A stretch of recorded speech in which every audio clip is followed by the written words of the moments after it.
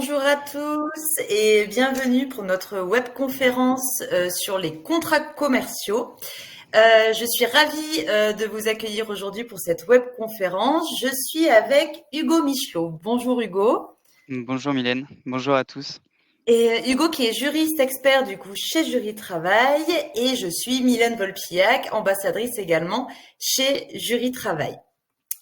Avant de rentrer dans le vif du sujet qui nous intéresse aujourd'hui, donc sur les contrats commerciaux, qu'est-ce que Jury Travail pour ceux qui ne nous connaissent pas encore? Jury Travail, c'est le leader de l'information juridique en ligne depuis 20 ans cette année. Nous avons une équipe de 50 juristes et plus de 700 avocats qui, chaque jour, veille et décrypte l'actualité juridique pour rédiger pour les entreprises et les particuliers des dossiers, des modèles de lettres et de contrats pour vous aider dans la gestion de votre entreprise au quotidien. Nos experts, du coup, vous accompagnent dans vos démarches, quel que soit le domaine de droit. Et aujourd'hui, nous en sommes très contents. Nous avons plus de 3000 entreprises qui nous font confiance et qui utilisent nos services quotidiennement, que nous avons conçus spécialement pour les professionnels.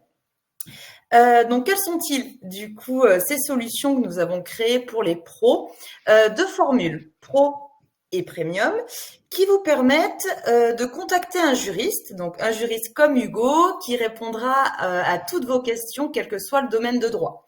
Grâce à ces formules également, vous allez pouvoir accéder à l'ensemble de notre base documentaire, donc tous nos dossiers thématiques, nos modèles de lettres, nos modèles de contrats qui sont de manière très régulière mis à jour des derniers textes de loi. Et vous pourrez bénéficier bien évidemment de votre convention collective à jour des derniers accords. Je vous invite vivement à l'issue de notre webconférence à aller sur le site de Jury Travail pour découvrir plus précisément quelles sont nos formules et choisir bien sûr celle qui vous correspond le mieux et correspond le mieux à votre entreprise. Nous allons pouvoir désormais rentrer dans le vif du sujet qui nous intéresse aujourd'hui, à savoir les contrats commerciaux. Afin de sécuriser la relation avec votre co-contractant et de prévenir d'éventuels contentieux, il est très très important dans le cadre des contrats commerciaux d'apporter une attention particulière à la rédaction de ces contrats. Ces contrats vous permettent donc de préciser les obligations de chacun et les conséquences dans la poursuite des liens commerciaux en cas de manquement. Et il y a aussi un point de vigilance à avoir sur les clauses. Donc, il y en a pas mal, pour ne pas déséquilibrer, du coup, vos rapports commerciaux. Qu'est-ce qui caractérise, du coup, le contrat commercial? Comment il fonctionne? C'est ce que nous allons voir avec Hugo dans 3 grandes parties. Dans une première partie, Hugo va nous définir les contrats et les règles en vigueur, les caractéristiques du contrat commercial, les types de contrats, bien évidemment, les conditions suspensives, durée, résiliation des contrats commerciaux. On va faire un tour, oui, sur les clauses, clauses abusives, résolutoires, d'échéance du terme, d'exclusivité pour ne citer qu'elles. Et ensuite, Hugo va décrypter un petit peu pour vous le cas des litiges sur un contrat commercial avec le tribunal à saisir, quelles sont les voies de recours ou encore les délais de rétractation. Je vous invite vivement à poser toutes vos questions dans l'onglet questions que vous avez en bas à droite de votre écran. À l'issue de la webconférence, si nous avons le temps, Hugo répondra à vos questions. Sinon, si nous n'avons pas le temps ou que le sujet est très spécifique, je vous invite à la poser directement à nos juristes via le lien que vous trouverez dans la présentation ou qu'Elodie dans le chat vous enverra. Nos juristes vous répondront dans les plus brefs délais avec grand plaisir. Du coup, Hugo, si tu le veux bien, nous pouvons commencer avec notre première partie sur les définitions et règles en vigueur, à savoir quelles sont les caractéristiques du contrat commercial et qu'est-ce qu'un contrat mixte. Bien, merci Mylène pour cette petite présentation. Concernant cette question, avant d'étudier plus précisément le contrat commercial, il convient de connaître son élaboration. Le contrat commercial garantit les règles civiles concernant la capacité, le consentement des parties, ainsi que son contenu, contenu qui doit être licite et certain, comme le dispose l'article 1128 du Code civil.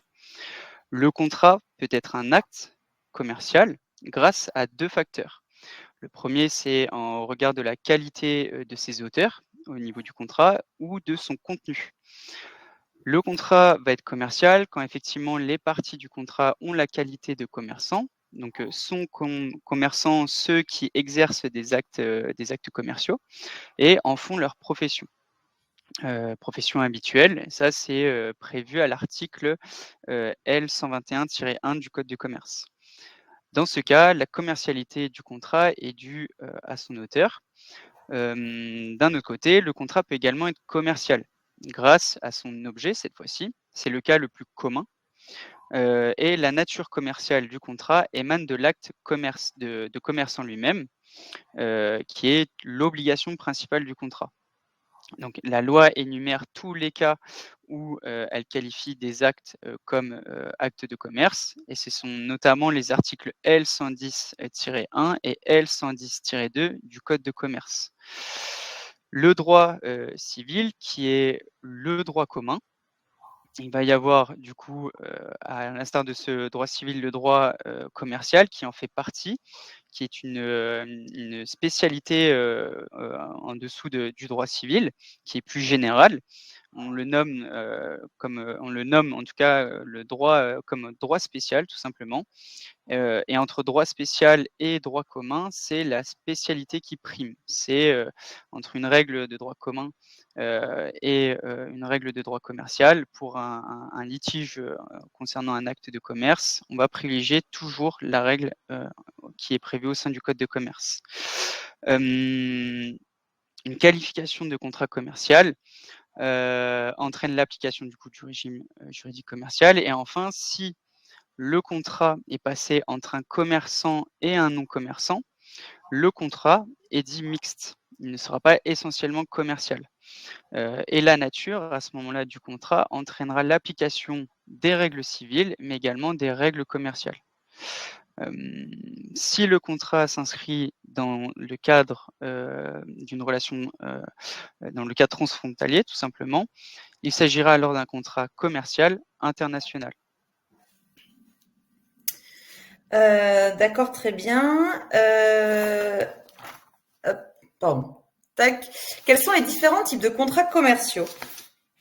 Alors comme, j'ai pu vous l'indiquer précédemment, il y a une liste du coup de contrats qui est énumérée au niveau du code de commerce, notamment du coup les articles L 103, et L 110-3 et L 110-4, du code de commerce. Et je peux vous en donner quelques-uns sans exhaustivité. Il y a notamment le contrat de vente, et de revente de meubles, ou d'immeubles. Il y a également le contrat de location, de meubles, le mandat commercial, le contrat de franchise, le contrat de bail commercial. Et ces contrats donc sont énumérés par la loi et on dit qu'ils sont nommés, parce qu'ils sont prévus, directement dans les textes. À l'opposé, il y a aussi des contrats qu'on appelle innommés et ils sont nés de la pratique et ils ne sont pas régis dans le code de commerce. Par exemple, on peut citer le contrat de sous-traitance, il va y avoir le contrat de prestation de service, le contrat de freelance, le contrat d'apporteur d'affaires, le contrat, de partenariat commercial, par exemple. Et la qualification de contrat innommé implique souvent une plus grande liberté juridique, ça nécessite également, une plus grande intention aussi au niveau des clauses qui en font partie. Du coup, on verra toutes les clauses tout à l'heure. Merci beaucoup Hugo, c'est très clair.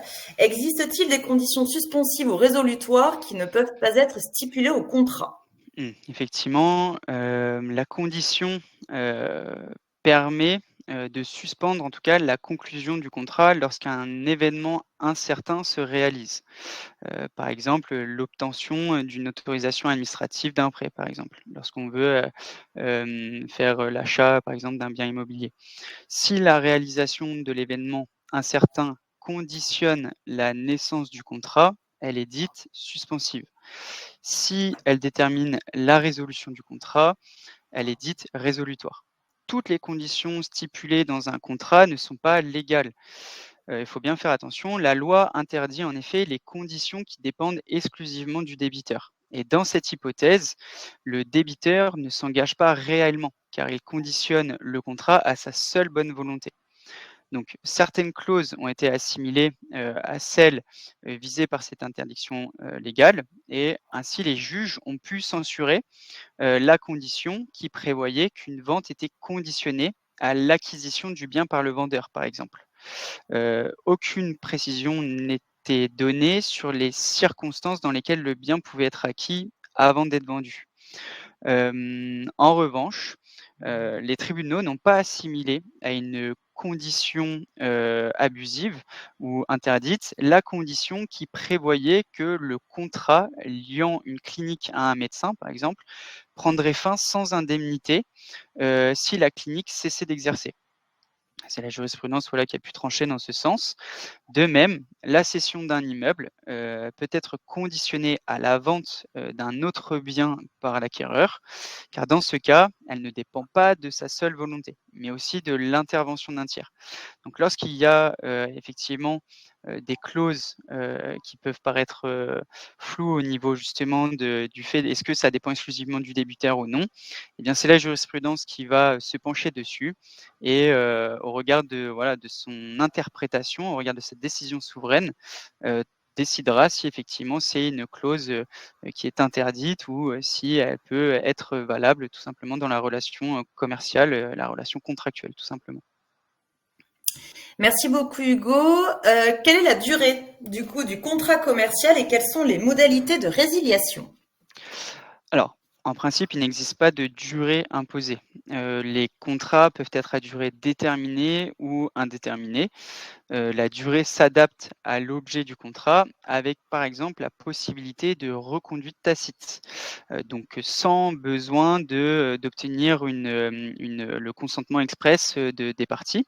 On se réfère tout simplement aux dispositions du code civil. Ça, c'est prévu aux articles, notamment si ça vous intéresse, 1210, jusqu'à l'article 1215 du code civil.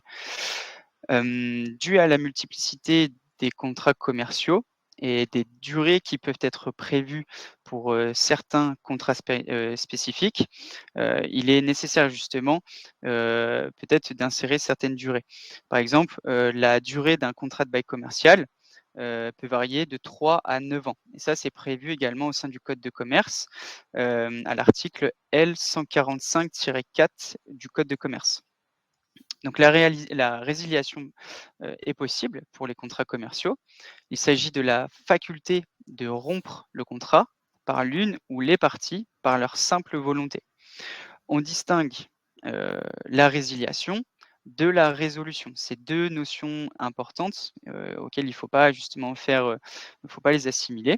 La résolution, elle, c'est l'annulation des obligations nées du contrat dans le cas d'une inexécution par l'une des parties, qui est le fait pour une partie d'arrêter d'exécuter son obligation. Heu, Concernant la résiliation, la possibilité de résilier, peut tenir, peut comment dire? La résiliation, peut tenir compte au regard de la nature du contrat. Par exemple, en cas de contrat à durée indéterminée, le droit des parties de résilier est garanti, tout en respectant un préavis bien sûr à durée prévue ou à délai, raisonnable. Hem, c'est, comment dire? C'est un droit, qui est confronté à une interdiction de rupture brutale, toujours dans un souci, voilà, de sécuriser les relations contractuelles et de ne pas mettre en danger les parties, au contrat. C'est une intention tout simplement qui est voulue par le législateur et et les comment dire? Les tribunaux font vraiment attention à cette sécurisation. En cas de contrat à durée déterminée, la présence d'une clause est fondamentale. En effet, la résiliation est en principe exclue, sauf s'il y a une clause, contraire qui le permet. Mais normalement, si les parties se sont engagées, sur une durée déterminée, ils doivent la respecter, sous peine d'engager leur responsabilité contractuelle. Merci beaucoup Hugo, c'est très clair. Nous allons pouvoir passer du coup à notre seconde partie sur les différentes clauses. Et la première, c'est la clause abusive. Est-ce que tu peux nous en dire plus sur la clause abusive? Bien sûr. Alors, la loi autorise le juge à contrôler et supprimer certaines clauses dites abusives, effectivement. Ce dispositif est destiné à protéger le consommateur, mais dans certaines situations, il peut s'appliquer aussi aux professionnels. Toutefois, toutes les clauses ne sont pas susceptibles d'être contrôlées. En effet, 2 conditions doivent être réunies pour faire l'objet d'un examen par le juge. Toujours là, il y a un souci vraiment que, le juge ne soit pas trop immersif dans les relations contractuelles. Il est vraiment là pour, sécuriser et éventuellement éviter certains abus. La première condition pour éventuellement que le juge puisse intervenir, c'est que, la clause ne doit pas, comment dire? Ne doit pas porter sur les prestations principales du contrat. Par exemple, la clause stipulant le prix de la vente ou de la prestation fournie ne peut pas être contrôlée par le juge. En revanche, le juge pourra contrôler la clause relative à la responsabilité encourue par le débiteur, pardonnez-moi, d'une obligation. Elles doivent être également abusives, c'est la deuxième condition, c'est-à-dire qu'elles doivent emporter, au détriment de la personne protégée, un déséquilibre significatif entre les droits et les obligations des parties. C'est très important. Par exemple, va être abusive la clause qui prévoit que le délai de livraison n'est donné qu'à titre indicatif et qu'un retard ne peut constituer une cause de résiliation ni ouvrir droit à des dommages et intérêts. Là, c'est complètement abusif. Donc, lorsque le juge intervient, il vérifie que les conditions de son contrôle sont réunies. Le juge dispose encore une fois d'une liberté d'appréciation, hein, du déséquilibre significatif que crée la clause, et il statue au cas par cas. À savoir qu'il existe une commission des clauses abusives chargée de faire des recommandations sur les clauses qu'elle considère abusives. Néanmoins, malgré la présence de cette commission, le juge n'est pas contraint, de se limiter aux clauses que cette commission a qualifiées d'abusives. C'est vraiment le tribunal et le magistrat qui se réservent tout simplement le dernier mot et c'est son appréciation, de cette clause, en tout cas, qui pourra, déterminer si elle est abusive à ses yeux ou non, bien sûr si le litige est porté devant un tribunal compétent. Il convient aussi de veiller, lorsque vous insérez une clause dans un contrat, qu'elle ne présente pas un caractère abusif, donc c'est très important. Si le juge qualifie la clause d'abusive, elle sera réputée non écrite, comme si elle n'avait, aucun effet et qu'elle n'existait pas du tout. Il fera donc, comment dire? Le contrat, lui, sera maintenu, mais la clause, en tout cas, voilà, elle portera aucun effet. Les autres clauses, elles, s'appliqueront, sauf si effectivement elles sont déclarées abusives, naturellement. Très intéressant, merci beaucoup Hugo. Et dans quelle hypothèse une clause de désignation d'une législation étrangère n'est-elle pas valable? Alors, les parties à un contrat peuvent prévoir que le droit français ne s'appliquera pas à leur convention. Ce type de clause est en principe réservé aux contrats internationaux. Par exemple, un contrat entre une société française et une société allemande qui prévoit, par exemple, le paiement du prix, en Allemagne. En cas de litige, ces clauses ont un intérêt, c'est qu'elles permettent d'appliquer la loi désignée par le contrat, quel que soit le lieu du litige ou la nationalité des parties. Il convient donc d'être très vigilant, lors de la rédaction de ce type de clause. Hem, En effet, ces clauses, vont avoir une importance car elles peuvent remettre en cause la totalité de la convention, en fonction notamment de la date de conclusion du contrat. Parce qu'il va y avoir des règles qui vont s'appliquer, notamment si le contrat est conclu avant 1991, il convient de se référer aux règles établies par la jurisprudence. Pour les contrats conclus entre 1991 et 2008, ce sera la convention de Rome, qui régit, ce type de problématique et pour les contrats, conclus entre 2008 et aujourd'hui, c'est le règlement de Rome I, qui vient remplacer la convention. la convention de Rome. Donc la convention et le règlement précisent que les parties sont libres de choisir la loi régissant leur convention. Cependant, il n'y a pas de liberté absolue pour choisir une législation, qui, régira, encadrera le contrat.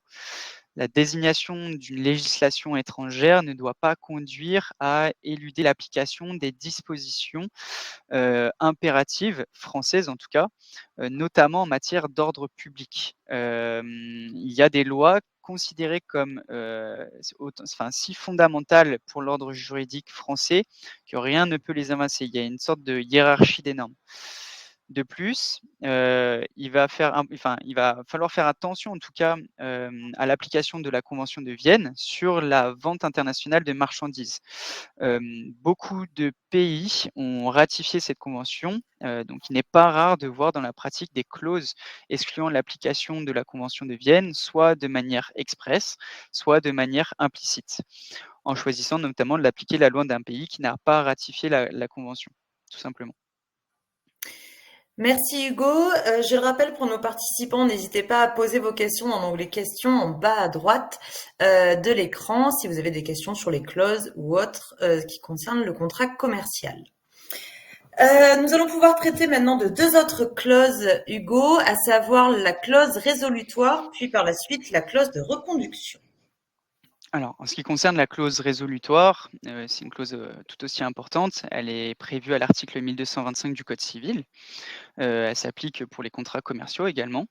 Et la clause résolutoire, elle précise les engagements, dont l'inexécution entraînera la résolution du contrat. En d'autres termes, la clause résolutoire est un mécanisme contractuel qui permet de sanctionner les manquements d'une partie, à ses obligations contractuelles, en prévoyant que le contrat sera résilié au tort de la partie fautive. On retrouve très souvent ce type de clause dans les baux commerciaux, par exemple. En effet, la clause résolutoire s'avère être un levier particulièrement efficace pour le bailleur afin de sanctionner les éventuels manquements de son locataire aux clauses du bail, notamment par exemple en cas de loyer impayé. C'est très très fréquent ce type de problématique. Et donc, il est quand nous on reçoit ce type en tout cas de problème, de questions, on invite en tout cas effectivement lors de la rédaction de ce type de contrat à insérer ce type de clause pour que la procédure en cas de litige soit plus simple, et puisse se décanter, plus facilement en tout cas pour le bailleur. Heu, En ce qui concerne la clause de reconduction, je ne sais pas si vous m'entendez encore, ça a peut-être, coupé? Moi je t'entends, Hugo. Ah, tu m'entends? OK, parfait. Alors c'est que moi ça a coupé de mon côté. Je suis désolé, je suis en train de relancer. Si je t'entends pas très bien. Allô, Alors, allô? on a visiblement un petit problème technique. Nous, on t'entend, Hugo. Donc, OK, c'est que moi j'entends très peu. Je suis en train de relancer. Je suis désolé, je suis en train oui, de relancer tout ça. relance. Alors excusez-nous, hein, du coup, c'est Oui, désolé. les aléas du Vous direct. me voyez au niveau de la caméra? Non, mais on t'entend, par contre. Ah, vous me voyez plus? Non. D'accord. Je sais pas si peut-être je relance et je reviens, je sais pas si ça peut être une bonne solution? Ben, fais ça, relance et reviens, comme ça au moins on aura une meilleure connexion. Super, merci Hugo. À tout de suite. À tout de suite. Alors excusez-nous, hein, comme je vous le disais, c'est les aléas du direct. Hugo va revenir tout de suite.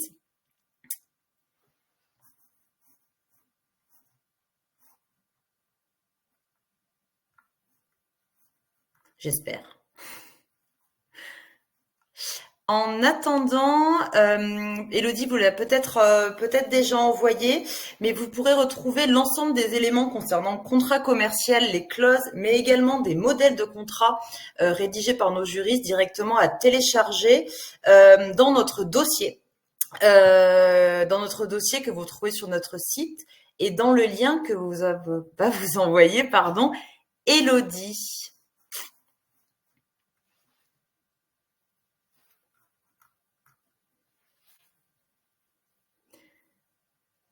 Alors, Hugo.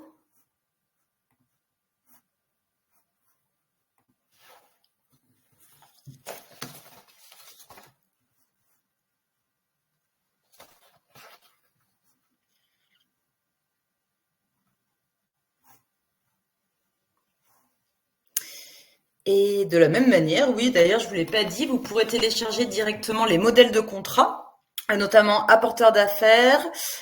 Vous aurez aussi prestations de services que vous pouvez télécharger directement et ils sont rédigés par nos juristes comme Hugo. Donc Hugo est à La Rochelle.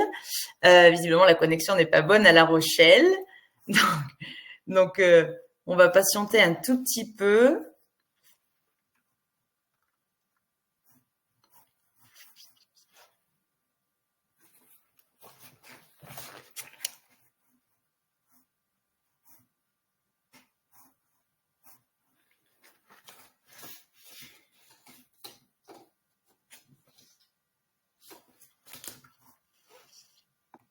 Allô, est-ce que vous m'entendez de nouveau? Je crois que revoilà Hugo. Oui, je vous prie de bien vouloir m'excuser. C'est vrai que j'ai eu un petit souci technique. J'entendais presque plus rien et je ne voyais plus du tout, du coup, Bon. la caméra. Donc voilà. Est-ce que tout va mieux? Oui, tout va mieux de mon côté. Si vous m'entendez, donc Allez, c'est parfait, je vais pouvoir ouais. poursuivre. Alors du coup, Du j'en coup, on en étais était à la clause de reconduction. c'est ça, exactement. Alors au niveau de la reconduction, tacite, donc pour la clause de reconduction, il y a ce qu'on appelle la reconduction tacite, qui est une clause, du contrat qui permet, de prolonger la relation contractuelle au-delà du terme, qui était prévu, et elle intervient tacitement lorsque, le partenaire adopte un comportement qui n'est pas destiné à expressément, à manifester sa volonté de reconduire le contrat tout simplement, mais la présuppose.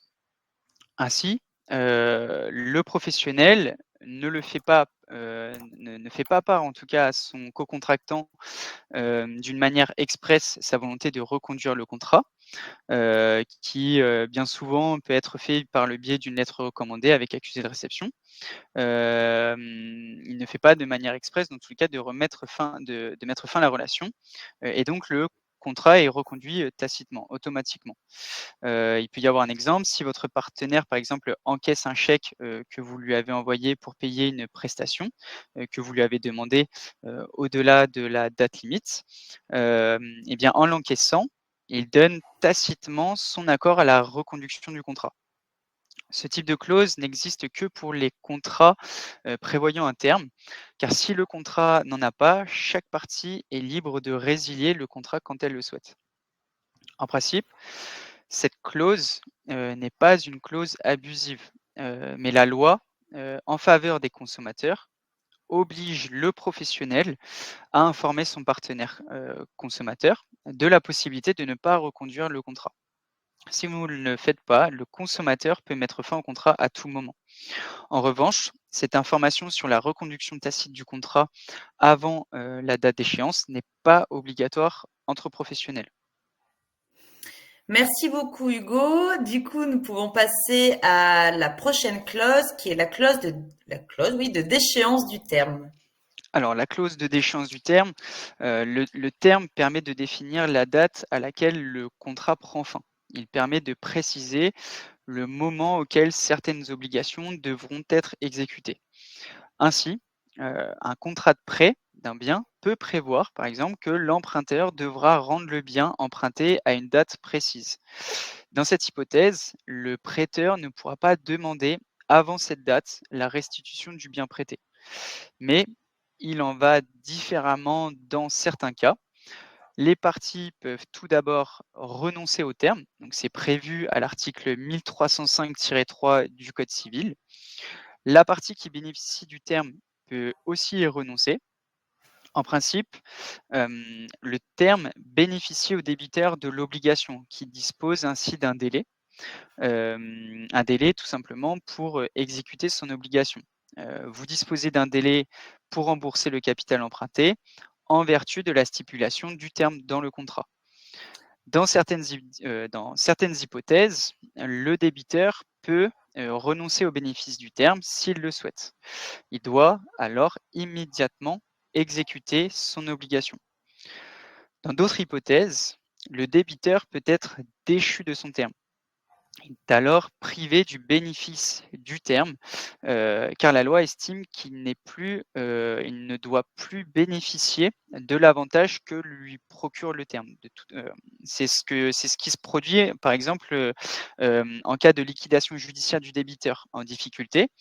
C'est notamment prévu à l'article L 643-1 du code de commerce et il en est aussi privé lorsque le créancier a subi une diminution des sûretés, par le fait du débiteur. Ce qui est le cas, par exemple, lorsque le créancier a une hypothèque sur un bien, dont la valeur diminue, du fait du comportement du débiteur.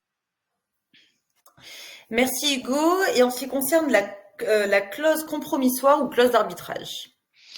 Alors concernant ces clauses, il faut savoir que les conflits entre, les particuliers peuvent être tranchés, par un arbitre et non par le juge, comme on a pu le voir précédemment.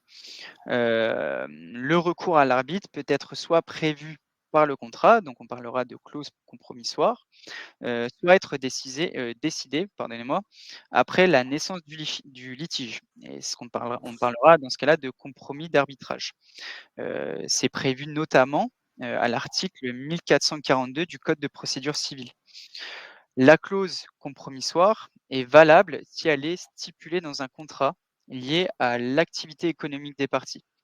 On ne peut donc, pas l'insérer dans un contrat avec un consommateur ou un salarié, par exemple. Le compromis d'arbitrage peut en revanche être conclu dans toutes les hypothèses.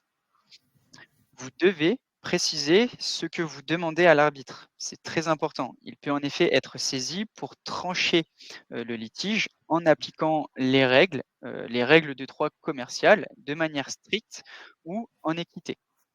L'arbitre rendra alors une sentence qui sera revêtue de ce qu'on appelle l'autorité de la chose jugée, comme une décision de justice. Mais vous devrez demander au juge l'exéquatur.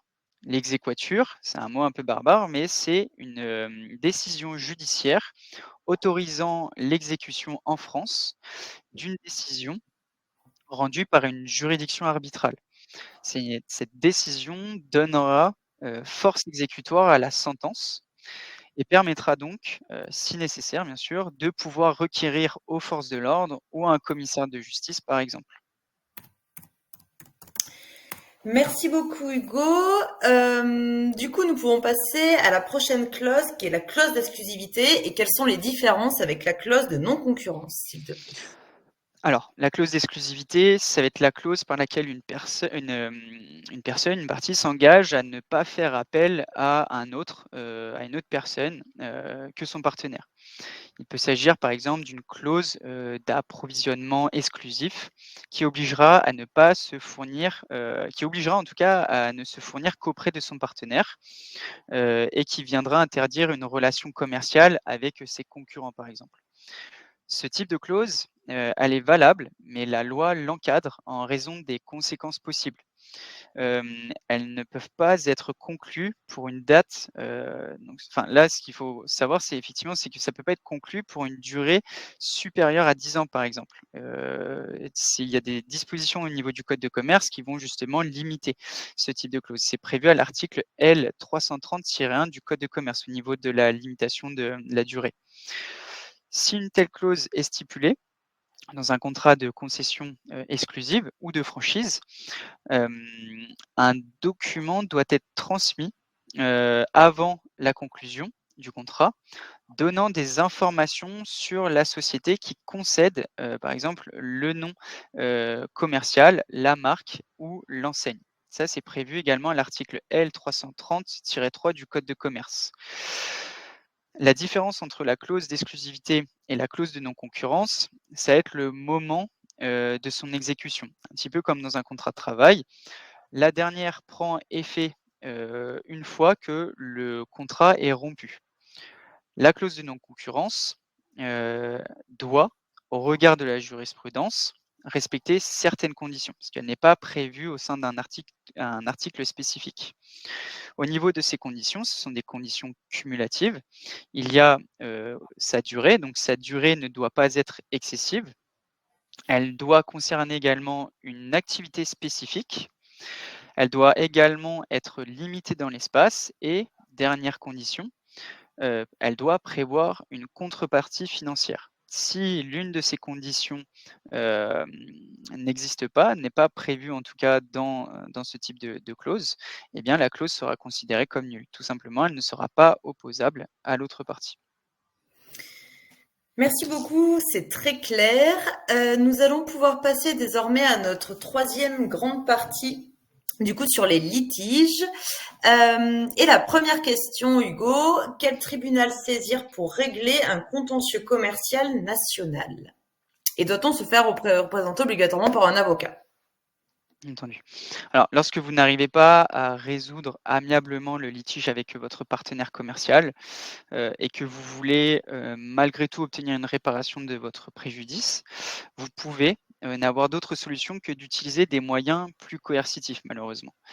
Vous pouvez ainsi trouver, dans l'obligation de solliciter l'intervention, du tribunal de commerce et le tribunal de commerce, c'est la juridiction compétente pour trancher les litiges, ayant, trait notamment aux contestations relatives aux engagements entre commerçants, entre artisans, entre établissements de crédit, entre sociétés de financement ou entre eux, tout simplement.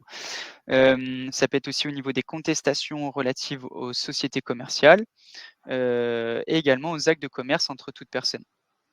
Il va y avoir différentes procédures qui sont envisageables, devant le tribunal de commerce. Il y a notamment la procédure qu'on appelle, d'accord amiable, via laquelle vous pouvez négocier avec votre partenaire, et tomber d'accord sur une solution, qui sera validée ou homologuée par le juge.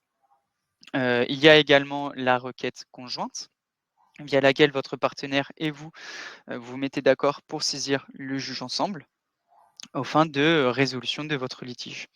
Et il y a également l'assignation au greffe qui, qui permet à l'une des parties, face à un désaccord, de saisir le juge tout simplement de façon unilatérale. Par principe, devant le tribunal de commerce, les parties sont tenues, de se faire représenter par un avocat. C'est prévu à l'article 853 du code de procédure civile, sauf, cas spécifiés par la loi bien sûr. Et ça va être le cas, par exemple, en cas de litige qui porte sur un montant inférieur ou égal à 10 000 €.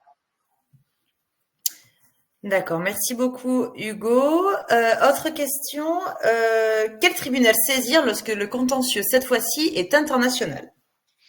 Alors, quand le contentieux est international, le tribunal compétent, Tribunal.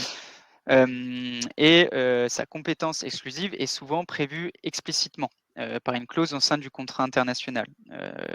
À défaut, si le contrat est silencieux sur ce point, le tribunal compétent est considéré comme celui du territoire de l'État membre dans lequel le défendeur, donc la personne contre laquelle une action de justice, est engagée, est domicilié, sans considération de sa nationalité.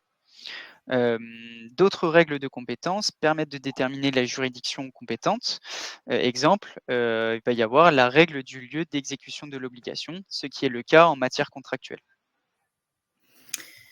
C'est très clair, merci Hugo. Le juge peut-il modifier le montant des sommes prévues par le contrat? Alors le juge, n'a pas le droit en principe de modifier le montant des sommes qui ont été stipulées au contrat. Encore une fois, le législateur essaye de minimiser l'intervention du juge pour une plus grande liberté contractuelle. Les parties sont libres de fixer le prix qu'elles entendent payer pour les prestations ou les biens vendus. Et donc, leur volonté, de facto lie le juge. En revanche, il faut être, attentif à certaines clauses que le juge est susceptible de contrôler. En effet, il peut qualifier d'abusives, certaines clauses, comme on l'a vu, qui fixent un montant à payer si elles ne portent pas sur les obligations principales du contrat. Là, il pourra intervenir. Il ne pourra pas, par exemple, le juge déclarer abusive la clause qui fixe le prix d'une vente, mais il pourra déclarer abusive une clause qui, prévoirait que la responsabilité d'un professionnel serait limitée à un montant très faible, si ce dernier, par exemple, n'exécute pas ses obligations contractuelles.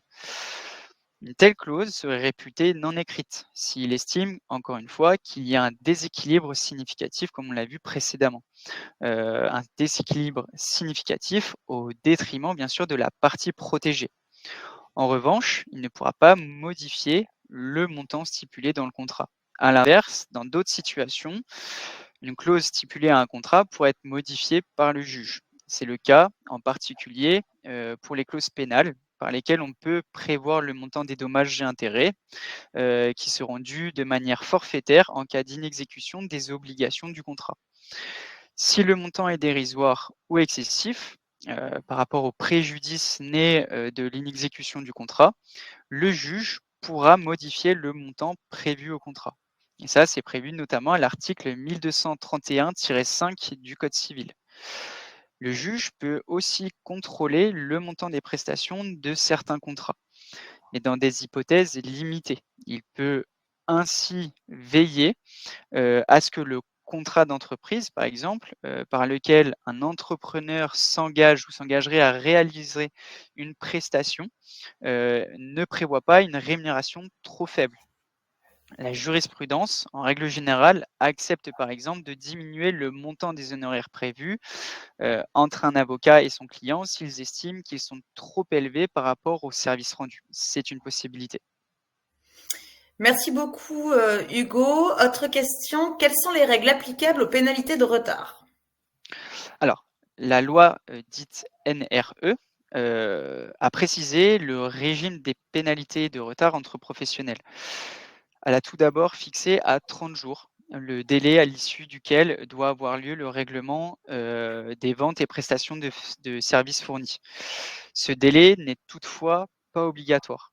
La loi réserve aux parties le droit d'aménager autrement leurs relations contractuelles à la condition que ce délai figure aux conditions de vente ou convenues par les parties.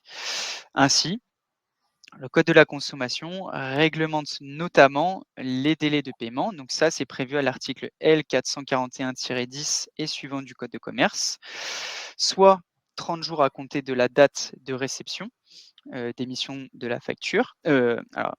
Soit 30 jours à compter de la date de réception des marchandises ou d'exécution de la prestation, soit 45 jours fin de mois à compter de la date d'émission de la facture, soit 60 jours maximum à compter de la date d'émission de la facture. Les conditions de règlement doivent préciser les conditions d'application et le taux d'intérêt des pénalités de retard exigibles le jour suivant la date de règlement. Les pénalités de retard seront exigibles sans qu'un rappel soit nécessaire, ce qui constitue une dérogation au droit commun, car les intérêts moratoires ne sont exigibles qu'après une mise en demeure du débiteur, sauf si le contrat comporte une clause qui l'en dispense. Et ça, c'est prévu notamment à l'article L441-6 du Code de commerce. Les pénalités peuvent être stipulées tant pour le retard de paiement que pour le retard de livraison. Merci Hugo. Notre avant-dernière question, du coup, quelles sont les voies de recours contre une sentence arbitrale, s'il te plaît?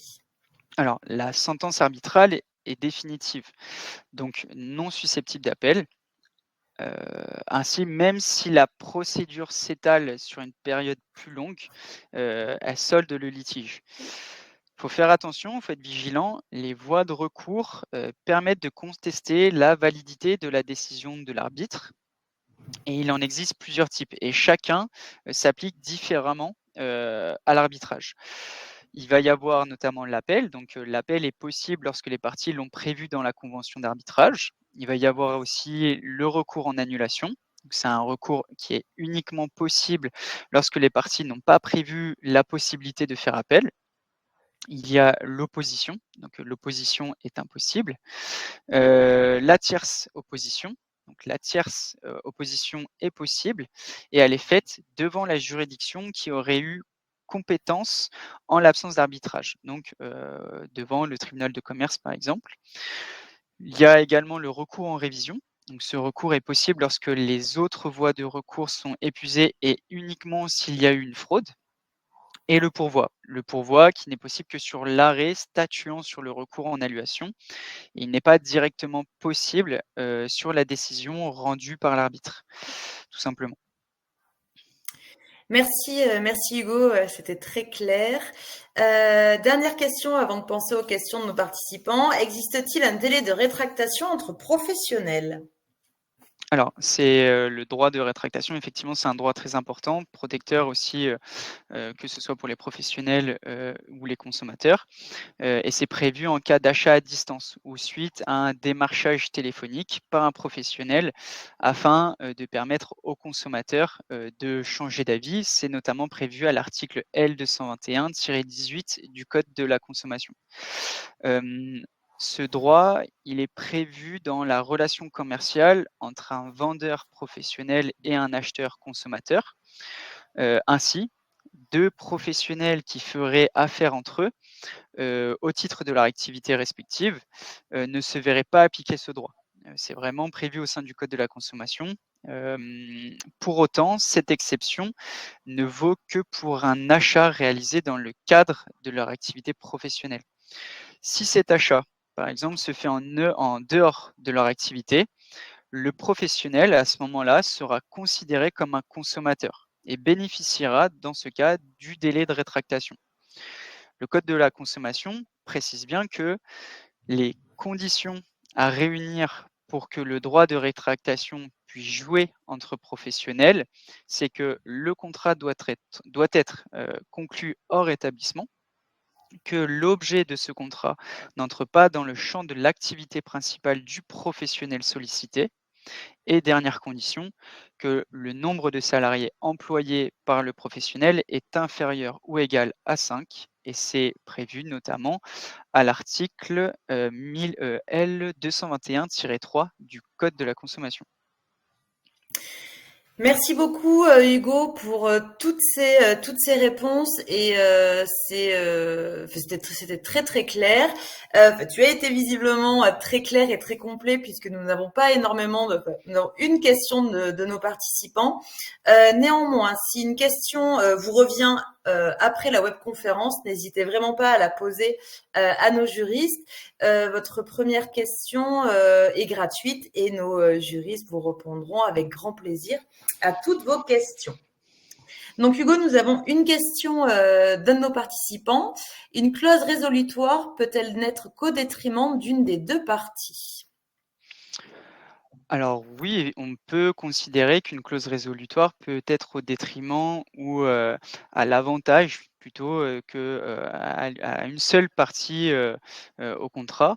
Et comme je l'ai, cité, par exemple en exemple, au tout début, j'ai cité par exemple le bail commercial. C'est très très souvent en tout cas dans les baux, le bailleur va prévoir une clause résolutoire qui, permet de, tout simplement résoudre le contrat si jamais son locataire ne paye pas le loyer. Donc effectivement, là, dans ce cas, c'est un avantage unilatéral et il n'y a pas, tout simplement un avantage pour le locataire que cette clause soit, inscrite, tout simplement si jamais il fait défaut à ses obligations contractuelles. Donc la réponse est positive, effectivement. Merci beaucoup Hugo. Nous avons une nouvelle question, cette fois-ci de Camille. Pour ce qui concerne le contrat de prestation de service, peut-on ajouter un article indiquant que des documents ne seront pas rendus si un défaut de paiement de facture était constaté? Alors, ça, c'est une question un petit peu plus spécifique. Si jamais, je ça serait j'aurais pas les articles précisément pour répondre à la question, donc je voudrais pas dire de bêtises, et dans ce cas, j'inviterais du coup cette personne plutôt à tout simplement, faire appel à notre service et notamment du coup à nos juristes, pour pouvoir, tout simplement obtenir sa réponse si elle le souhaite. Je crois que, il va y avoir un formulaire qui va être, mis à disposition, dans le chat ou alors, composer, avec plaisir du coup le numéro, qui s'affiche et elle pourra certainement tomber sur moi ou un autre ou une autre juriste et on se fera un plaisir du coup de lui répondre, à sa question et joindre du coup, des éléments, juridiques et des textes de loi pour, apporter une réponse, claire. Super. Donc Camille, n'hésitez pas à suivre le lien qu'a envoyé Elodie. Hugo ou un autre de nos juristes, experts dans ce domaine-là, vous répondront dans quelques jours.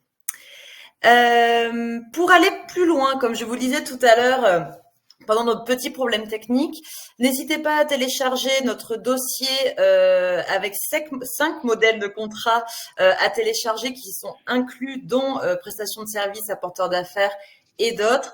Ce dossier qui est mis à jour régulièrement par nos juristes et qui vous donnera toutes les informations nécessaires sur les démarches, les clauses des contrats commerciaux. Comme je vous l'ai dit en début de webconférence, n'hésitez pas à aller découvrir également nos formules que nous avons conçues spécialement pour les professionnels.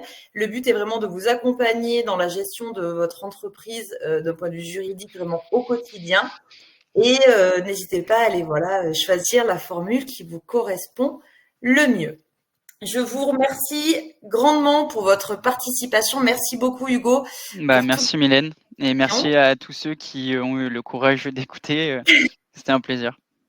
Merci aussi pour votre patience et on s'excuse encore du problème technique. Oui, on vous donne rendez-vous en janvier.